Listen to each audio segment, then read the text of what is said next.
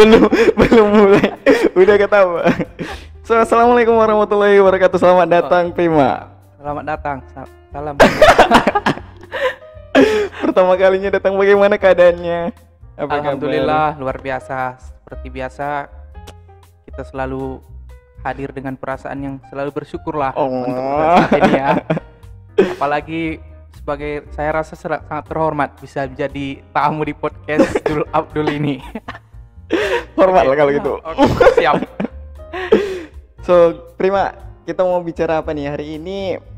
Ada kan hari Senin kemarin itu ada baru diresmikan ya, Bank Syariah, Bank Indonesia versi Syariah. Istilahnya Bank Syariah Indonesia sih, BSI. Oh, bukan Bank Indonesia versi Syariah ya? Bukan. Ada kalau dulu kan yang kita kenal kuliah BSI aja, sekarang udah ganti slogan, nabung BSI aja. Oh iya. Itu resminya tuh ya. Nabung BSI aja. Itu cuma intermezzo kita aja lah. Tapi kan kawan pernah magang di BI kan? Iya. Tapi sebelum menjawab nih Prim, menurut kamu seberapa besar sih orang-orang udah tahu syariah itu?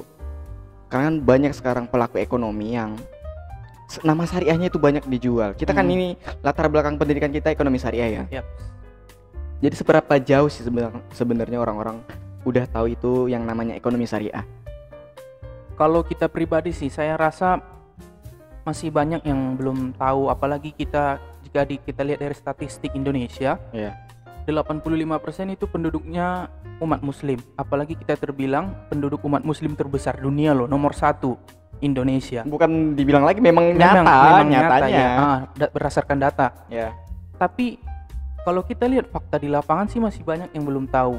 Apalagi udah muslim sendiri masih menggunakan syariah yang mereka pakai itu hanya sekedar tampilan nama doang. Ada juga yang bilang syariah ya cuma nama aja, ditanya tetap riba-riba juga gitu kan ya. Masalahnya itu bagaimana kita mau membangun kesyariahan kita itu sementara muslimnya sendiri aja nggak percaya yang seperti itu. Itu yang menjadi salah satu titik terberat. Muslimnya nggak percaya atau muslimnya nggak tahu? Bisa juga sih muslimnya nggak tahu ya. Karena udah selama ini sih udah banyak sih orang-orang yang bahkan kuliah juga udah banyak kan yang ngajarin syariah. Edukasinya ada yang salah nggak sih? Saya rasa bukan salah di edukasinya sih, tapi implementasi dan pengamalan dalam sehari-hari oleh muslimnya itu sendiri. Karena saya bilang muslimnya nggak tahu juga bisa, muslimnya nggak mau juga bisa. Karena ada yang dia udah tahu, tapi karena dia masih di mindsetnya yang masih terpikir itu adalah yang terpikir itu namanya doang yang syariah yang seperti itu. Mending sama aja sih konvensional juga, ya udah pakai ini aja terserah gitu kan. Itu untuk kategori muslim yang tahu dan nggak mau yang itu.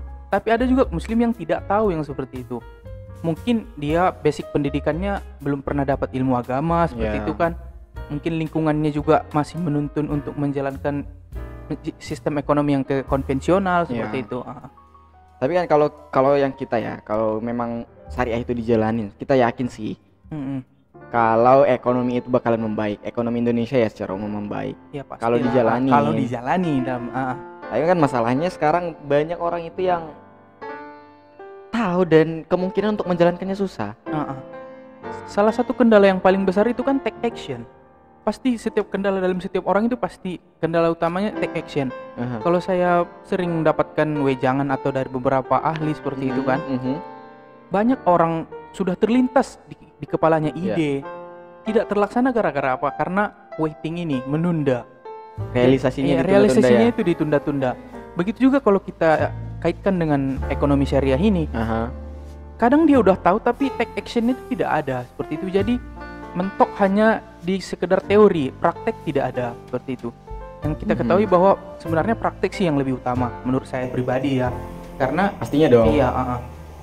Kalau nggak ada praktek ya sama aja doang. Kalau cuma teori-teori aja orang juga tahu teori, tapi realita mah siapa yang tahu? Ya. Jadi kemarin waktu magang itu gimana yang kamu lihat? Udah itu kan masih konvensional ya? Itu yang di cabang apa? Sibolga? Iya, yang di Sibolga. Yang di Sibolga ya. Orang-orang di situ insannya, Kak. Kita jangan bahas dulu soal lembaganya, insannya dulu, pelakunya dulu. Di situ banyak nggak sih yang latar belakangnya itu yang paham syariah? Kalau di untuk kantor itu sendiri sih latar belakangnya belum banyak. Cuma yang mengatasi divisi untuk kesehariannya itu ada ya.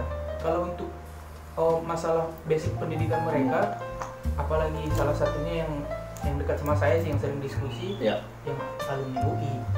Dan alumni UI ini bahkan mohon maaf ini agamanya non muslim kan, tapi terkadang ada satu event ekonomi syariah dia juga tetap ikut seperti itu.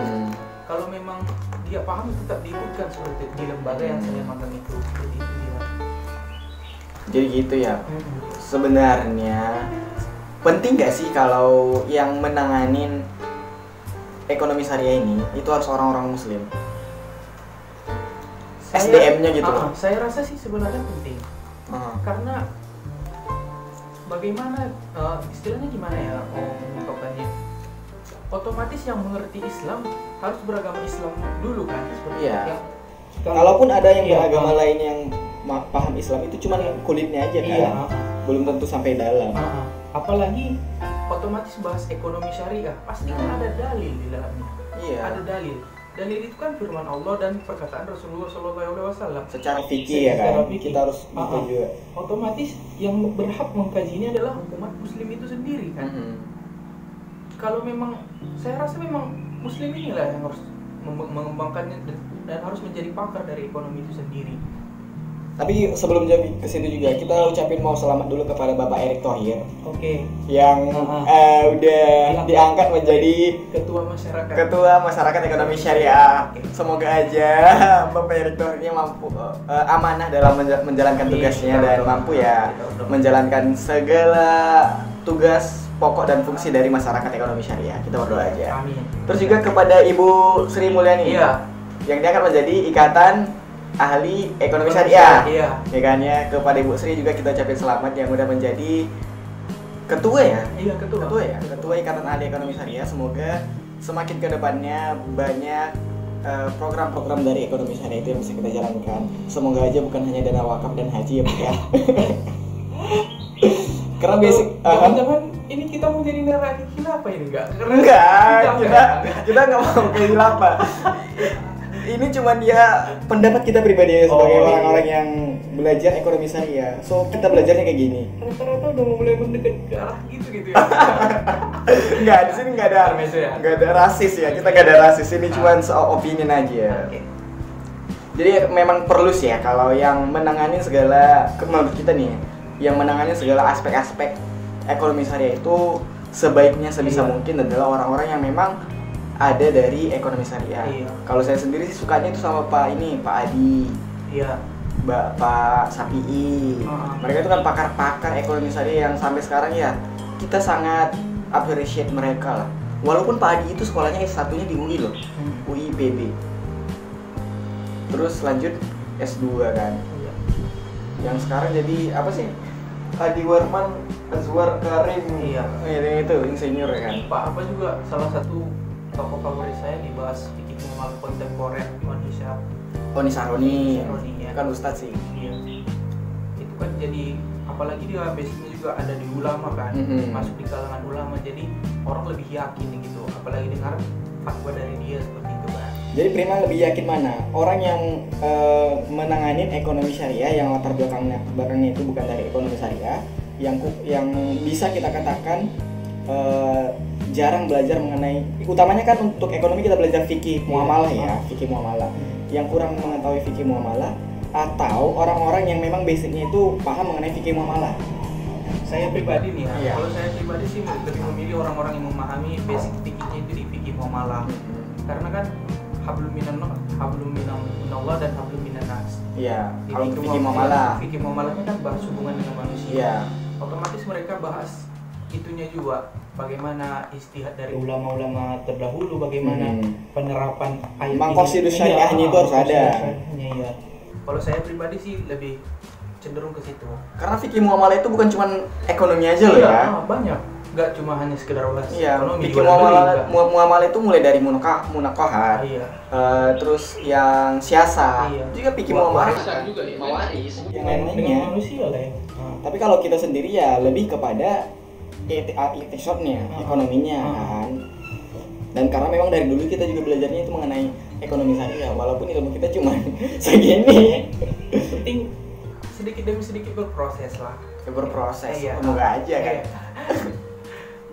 Jadi gini kan, sekarang udah ada bank syariah, Bank Indonesia Syariah. Itu Bank Syariah Indonesia. Bank Syariah itu kenapa Bank Indonesia Syariah BIS?